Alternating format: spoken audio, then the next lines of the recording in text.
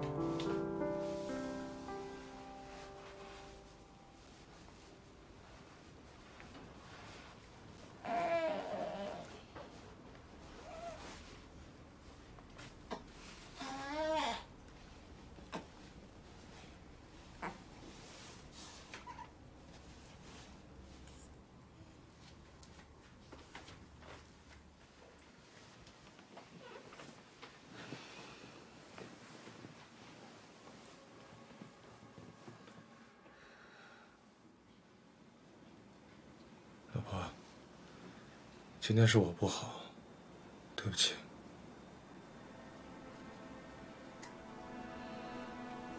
过去的事就让它过去吧。医生说妈的手术难度很大，到底有多大我也不知道。我们怎么就没有提前发现呢？太粗心太大意了。平时我要咳嗽一下，打个喷嚏，妈都会过来问2句。但是妈背疼了这么长时间，我居然都不知道。也怪我，我平时太粗心了。也不能完全怪你。你自从回去上班之后，确实很忙，跟你比起来，我清闲了很多。按道理应该是我先发现才是。我在电话里抱怨你，是因为我心里确实不好受。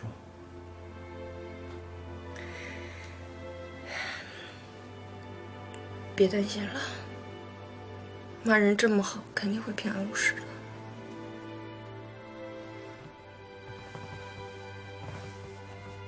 好了，你先睡吧。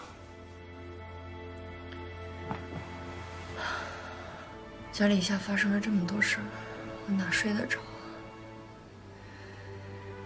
啊？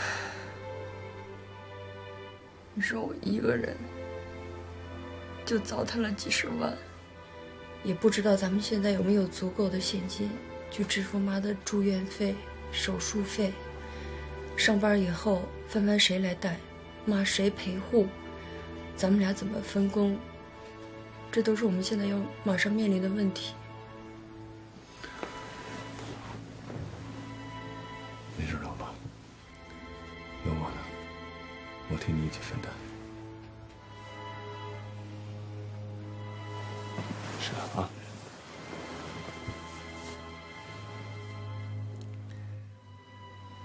老公，这次我们一定会挺过去的，对不对？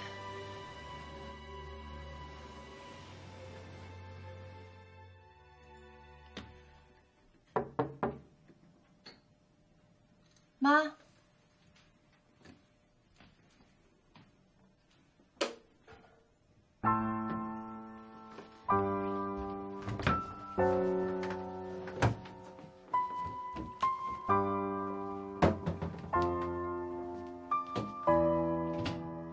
李楠，快起来，妈走了，快起来！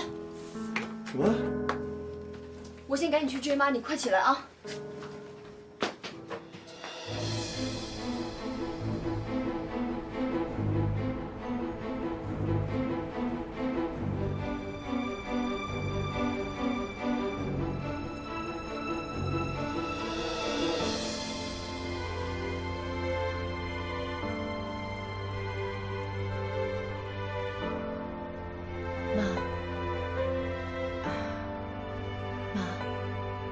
回家吧，啊！哎呀，莹莹啊，你听我说，我回去啊，看病住院都方便。我们那儿的医院呀，其实条件也挺好的，也有专家。不就是切掉一个肿瘤吗？在哪儿开刀不一样啊？那怎么一样啊？昨天李楠带您去的那家医院也算是一家大医院，连他们都不敢接这样的手术。可是我留在这儿，要给你们添多大的麻烦呀！你看，你们得照顾我，还要照顾帆帆，负担太重了。我回去，白天啊，楠楠爸爸能照顾我，晚上请一个护工，这样谁都麻烦不着，我自己也没压力。妈，您看您说的这什么话呀？您就算麻烦我们，那也是应该的。其实一开始您说的这些问题我都有想过，我也很担心，我怕我自己应付不来。但是昨天我一看到李楠的态度很坚决，我也就有了信心。再说了，我和李楠是2个人，我们又都这么年轻，哪能一遇到问题就避开啊？妈，别想那么多。你们俩的心意啊，我知道。可老话说了，久病床前无孝子。你们俩都是独生子，从小也没受过什么苦，很快啊就会受不了的，到时候你们又相互抱怨、吵架，将来矛盾会越来越多的。妈，矛盾再大，咱们也是一家人啊。昨天我跟李楠说了一些不该说的话，你要是真走了，他会恨我的。就说句不好听的话吧，万一您真出点什么差错，我和李楠会后悔一辈子的。以后我们俩也不可能再在一起。这样的结果，你不希望看到吧？不会的，我跟他说啊，是我自己要走的。妈，我求您了，您就留下来吧，让我们照顾您，好不好？您昨天不跟我说了吗？你把李楠给宠坏了，可是您这一走，等于是减轻他的负担，卸他的担子，你这不也一样是宠他吗？您就给他一次担起责任的机会，照顾您是他应该做的，也是我应该做的。人家都说，夫妻俩在一起时间久了，如果条件太好，反而会感情不牢固。只有在一起经历了一些波折，能共同患难，才能相依相伴一辈子。所以，妈，你就让我和李楠一起共患难吧，好不好？走，妈，咱们回家。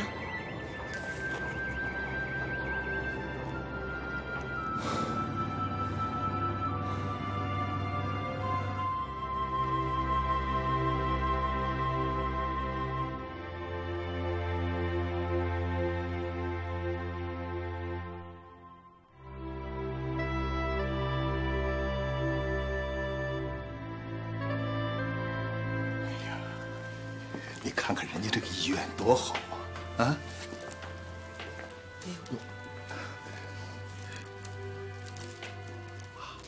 就是这个床，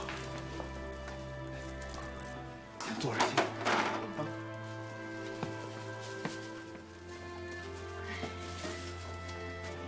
就等这个床位啊，真不容易啊。哦，还不如在咱们家那医院做呢。看你这话说的，这不是儿子儿媳妇孝顺你吗？哎，楠楠有没跟你说呀？这住院治疗加手术费一共要花多少钱啊？你说你操这个心干什么呀？这单位不是还能报销呢吗？哎呀，我是担心啊，他们小两口手里没那么多现钱。放心吧，我这儿还带着5万呢。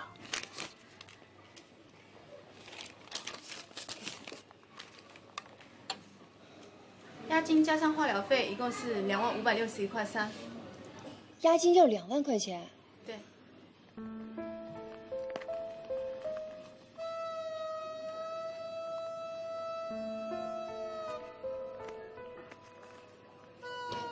20万。手术费并不贵，主要是人造支架和人造血管贵。你又坚持用进口的，单单一个支架就要4万了。当然，如果有困难可以用国产的，国产的会便宜1半的。用进口的。进口的医保是不能报销的啊。没关系，就用进口的。好。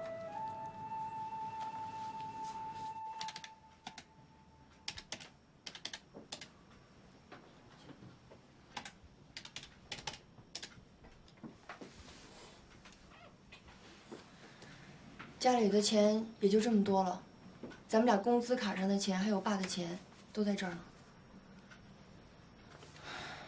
怎么就这点儿啊？那20万。可是，那也不应该只有这些啊。你不当家，你是不知道柴米贵。自从有了帆帆，家里根本就存不下什么钱。其实这钱也不算少了，手术费还不够啊。不够，还差8万。天哪，还差8万！这医院太离谱了吧？其实手术费并不贵，主要是材料费贵。一个人造支架要4万块。光手术费还差8万，那这之后还有住院费、医药费，天哪，这上哪儿弄去？怎么办呢？实在不行，就去借呗。只有这样了。我跟我以前的同学还有同事借一借吧，一个人借1万或者是2万，先凑凑看吧。我怕时间来不及啊，约好了下周3做手术的。现在去吧。你等会儿，要不实在不行，给杨慧玲打个电话问问。杨慧玲，这不好吧？她那40万，先问问吧，如果可以的话，等到时候手术费一报销，马上还给她。哥哥，不知道你能不能收到这封信？你妈妈每天早上一睁眼做的第一件事情，就是给你打电话，可是永远都是无法接通。我们非常想念你啊，哪怕能听到你的声音也好。爸爸相信你爱这个家，你的内心一定遇到了极大的困惑，才选择了独自出走。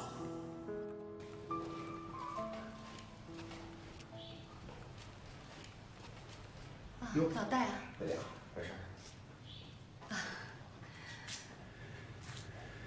刚刚楠楠来了电话，说是刘翠兰的手术要用人造血管和支架。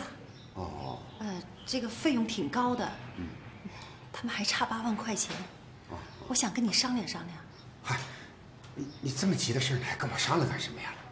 我不是有一张这2年输管费10万块钱的存单吗？那你赶快给楠楠呢。我估计手术费啊，还有后期的治疗，那还是需要钱的。那就太谢谢你了。咱们是一家人，说什么谢呀？你看，来，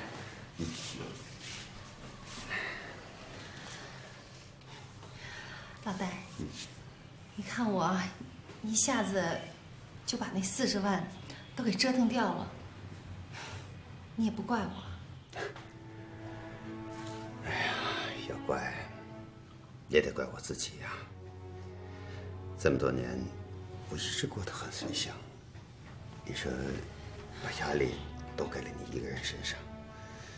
要是我能为这个家里多做一点什么，也不会让你为未来这么担心焦虑，也不会出这么多事儿。不，是我这个人啊，心气儿太高了，太贪心，什么都不满足。哎呀，总喜欢和别人比。可这么一走啊，我才知道，没有什么能够比一家人在一起更重要的了。对了，我刚才给可发了个邮件，也不知道他能不能收到。你写什么了？你一定要告诉他啊，告诉他妈妈已经后悔了，我真的没有理解他的意思。你赶快劝他回来，等他回来，我再也不勉强他做任何事儿啊。回来，你这样可不行。我不是跟你说过吗？可的离开不是你的错，啊，你不能再自责了，听到吗？不，是我的错。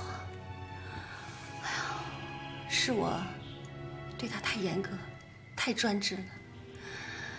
哎呀，让这孩子啊成长的都很辛苦。你看他心里边有什么事儿，他都不想跟我说。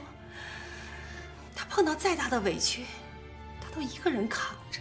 你看啊，这个世界上没有十全十美的母亲嘛。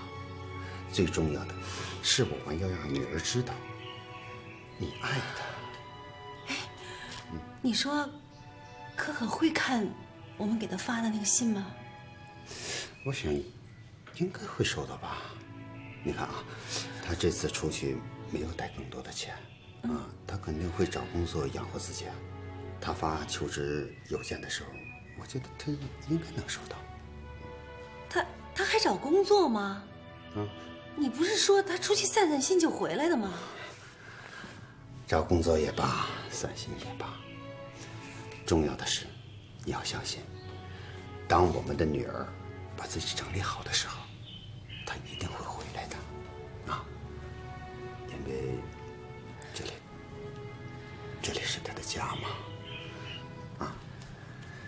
慧玲啊，我们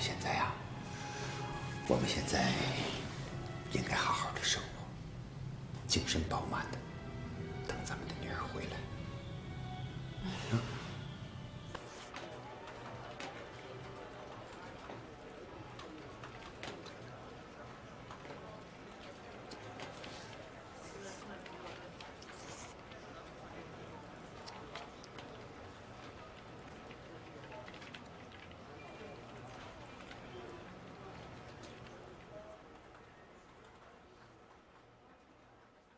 爸爸相信你爱这个家，你的内心一定遇到了极大的困惑，才选择了独自出走。你一个人在外面生活，一定要把握好自己的内心，要相信美好，坚强自尊。爸爸希望你能够找到快乐之本，不要用金钱、名誉这些外在的成功标准要求自己。永远记住，精神的富足才能给你带来真正的幸福感。爸爸妈妈永远在这里等你回家。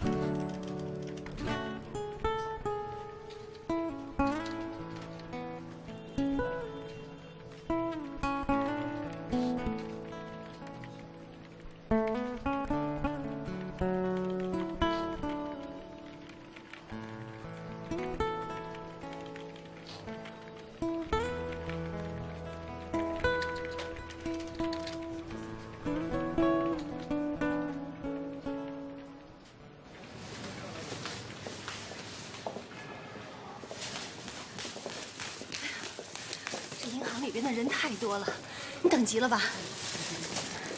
没关系。哎，你快拿着，这卡里边啊有10万块钱，不够的话再管我要啊。用不了这么多，8万就够了。哎呀，不够，那以后还有治疗费和医药费呢。哎，你都拿着吧，这也是你戴叔叔的一点心意。 那行，那等报销之后，我马上还给你。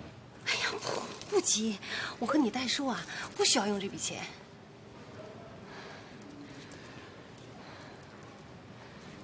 谢谢妈。楠楠，你……老妈，我先交费去了啊。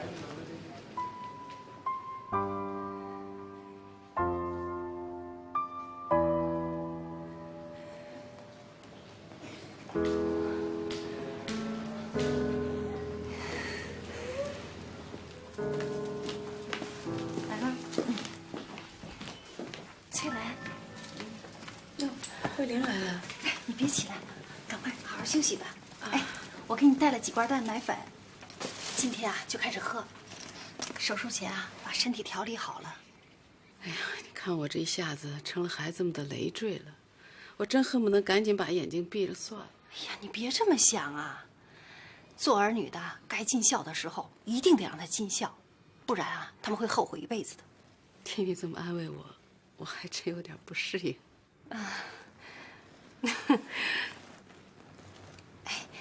你是不是一直觉得我这个人特别恶毒啊？那倒不是。怎么着，你也是我儿子的亲妈。原来，你认可我了？用得着认可吗？楠楠和你本来就是血亲，倒是我们俩。慧玲啊，我真没想到你会借钱给我这个外人治病。你怎么能是外人呢？你也是我儿子的妈妈呀。我都不知道怎么先谢你了。谢什么呀？要说谢，那应该是我跟你说谢谢。你看，你把楠楠培养得那么优秀，我还从来都没跟你说声谢谢呢。这么多年了，你一直都把楠楠当成自己的亲生儿子。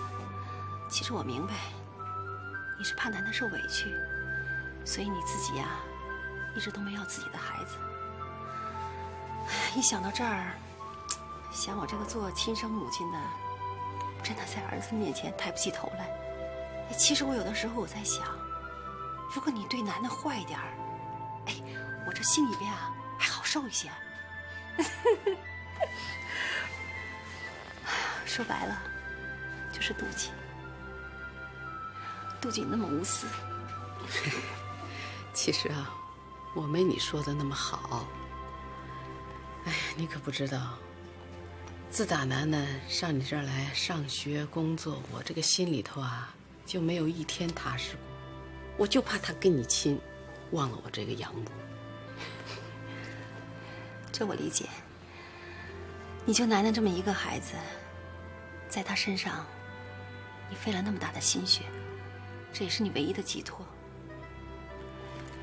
可是我觉得你没有必要那么担心。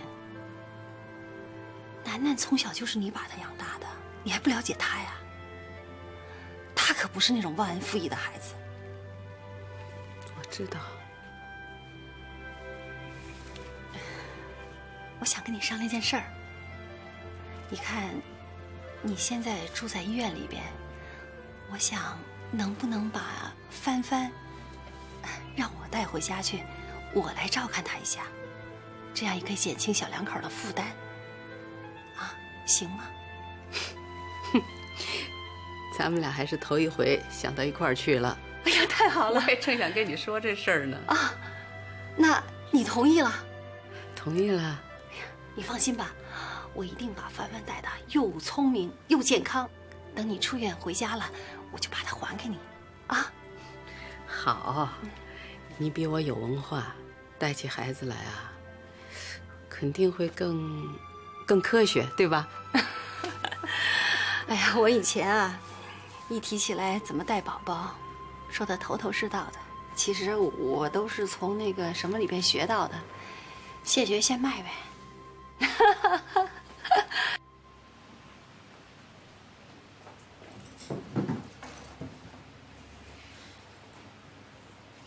哎，你怎么还没选好啊？我觉得都不合适。第一次面试，怎么也要穿得正式一点吧？是穿正装比较合适。可是我没有啊。我也没有，要有我就见你了。哎，不过一点关系没有，穿什么不重要，重要要自信啊。那个，我先走了。哎，你就别犹豫了，我看好你，加油！我先上班去了，拜拜。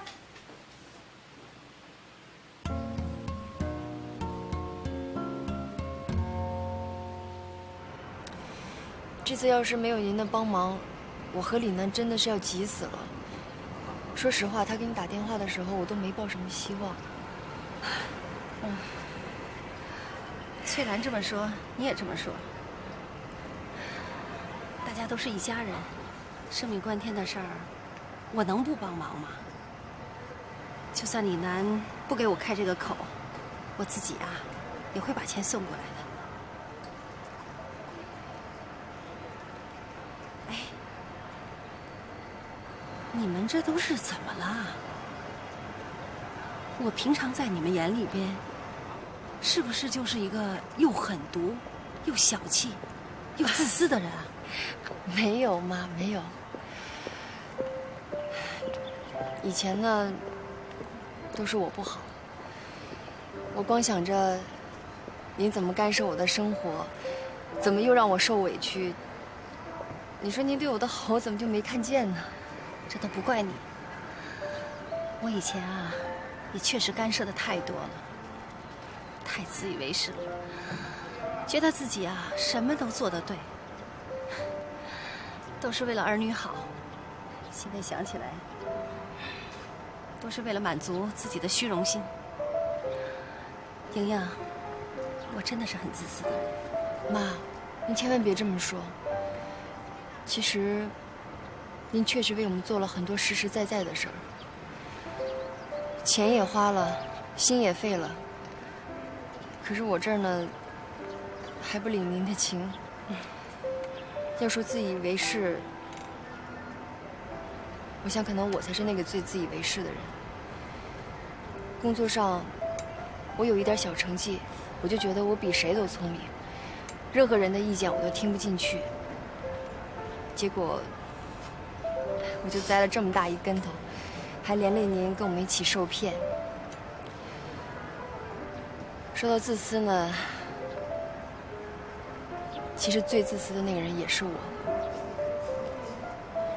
不管发生什么事儿，我第一个想到的就是我的利益有没有受到侵犯，所以我的心眼才会那么窄，我才会患得患失。你好，我是来面试的。你怎么才来？面试已经结束了。结束了。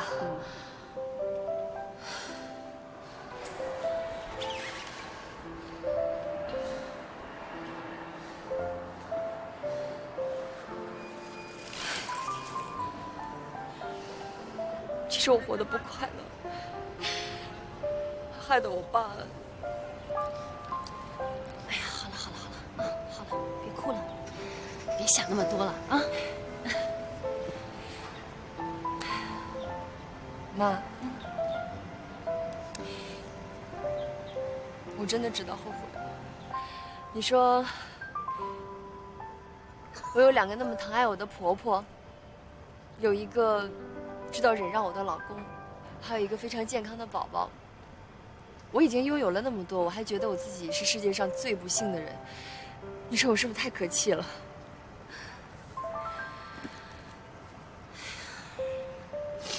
我也是后悔啊，做婆婆做得失败，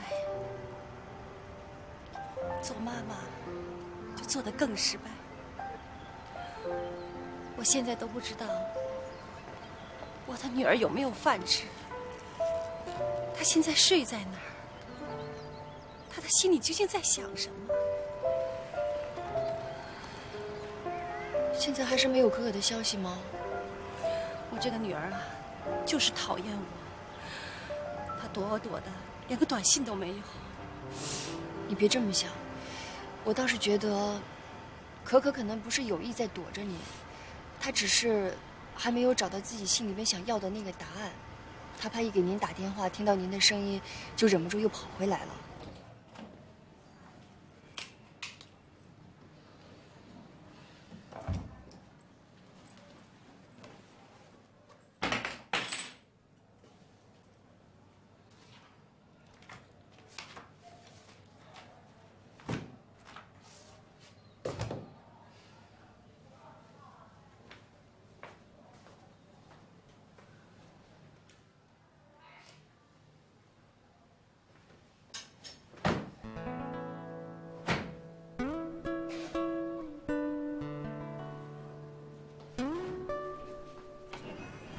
喂，可可怎么了？哎，圆圆，就咱们房间里面有虫子，什么样的呀？就是那种黑色的。哦，那可能是潮虫。刚下完班，我给你买点吃的。别害怕，我马上就回去啊，等我，拜拜。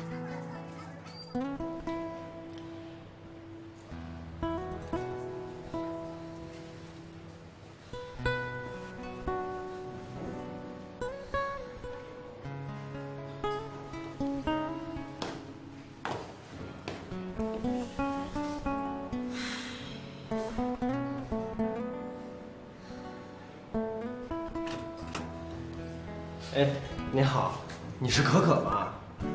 啊，我叫张弛。你好。我刚刚听你说你们屋好像有潮虫是吧？对，好多。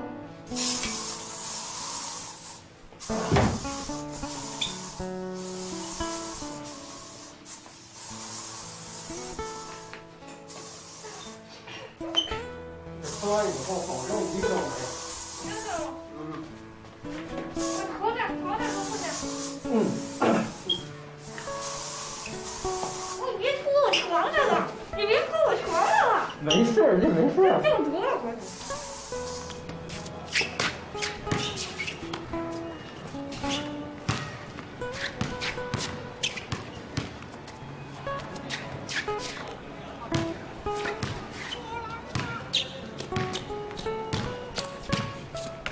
可可，饿不？咱一起吃东西去吧。我不饿，你忙吧，不用管我，我坐会儿就行了。我现在也没什么可忙。可可，你是不是遇到什么不开心的事儿了？我看你一天都无精打采的。找工作不太顺利。这个东西啊，不能着急，你得慢慢的来。不急不行啊，马上就没有生活费了。不过你要想挣钱快的话，你可以先找一份它门槛比较低的临时工，就比如说发传单什么的。发传单啊？对呀，大学毕业生发传单，不可思议吧？我跟圆圆刚来的时候都发过传单。嗨，再者说了，你现在大学毕业生想找一份专业对口的正式工作太难了，总得先维持生计活下来呀。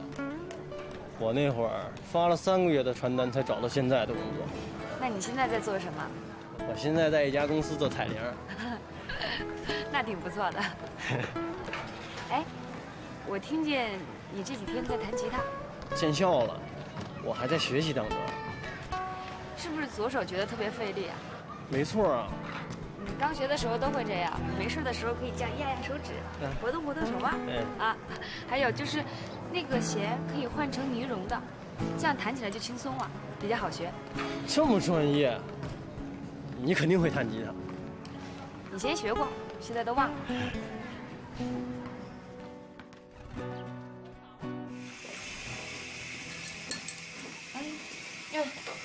你婆婆明天开刀啊？是啊，医生说这2天检查下来没什么问题就可以做了。你妈妈身体恢复的挺好的，一天比一天好吧？是吗？这个医生水平还是不错的，贵是贵了点儿。你们家到现在花多少钱了？快上10万了吧？你们用没用那个什么人造血管和支架？用了，不过我们用的是国产的，稍微便宜点吧，进口的根本就用不起。走了啊。哎。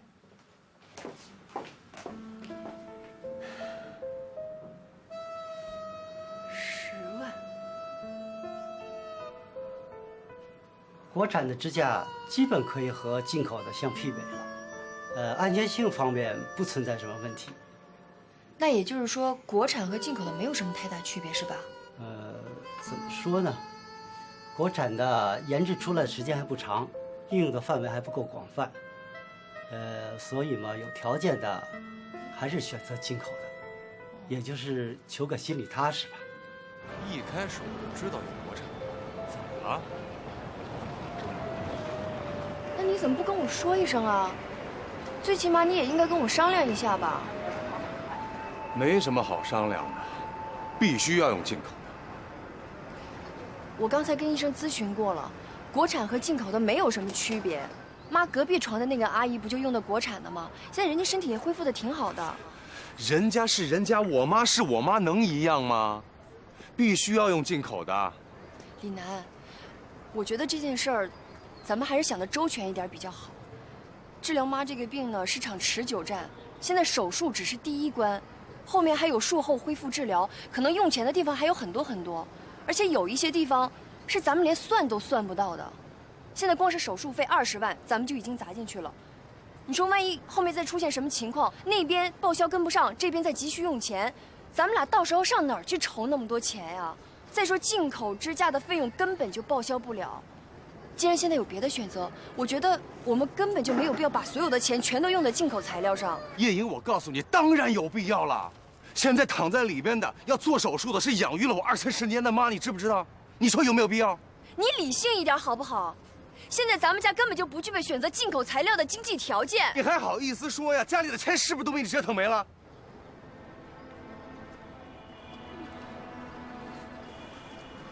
你不觉得你现在说这些太孩子气了吗？叶莹，我问你，如果现在换成是你妈，你会怎么办？我会根据我们家的经济条件来决定。我没有你这么理性。好，我就问你一句，万一之后出现术后并发症，治疗费从哪儿来？我不用你管啊，叶莹，我不用你管。我去一支公司，我借钱，我卖血都行，我不用你管。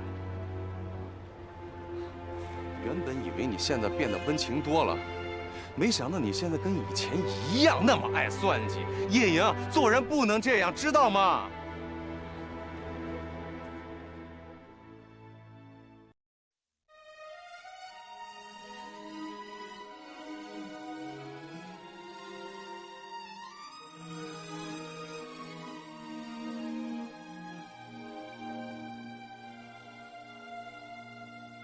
分开也不一定分手，哭泣也不一定泪流，激情是说不走，也不知道会多久。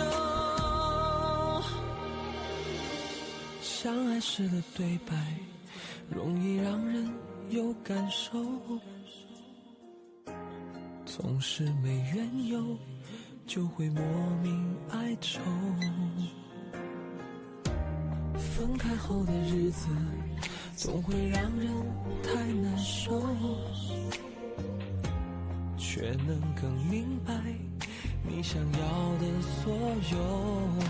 分开也不一定分手，哭泣也不一定泪流，爱情也不一定要海誓山盟才够。分开也不一定分手，享受也不一定拥有，激情是说不走，也不知道会多久。分开后的日子总会让人太难受，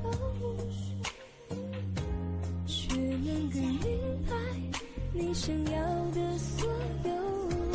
分开也不一定分手，哭泣也不一定泪流，爱情也不一定要海誓山盟才够。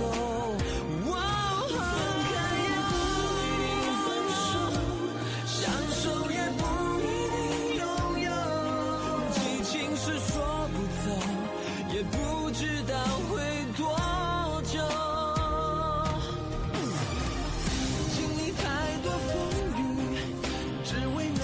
相厮守，何必为了一点缘由放弃了所有。分开也不一定分手，哭泣也不一定泪流，爱情也不一定要海誓山盟才够。分开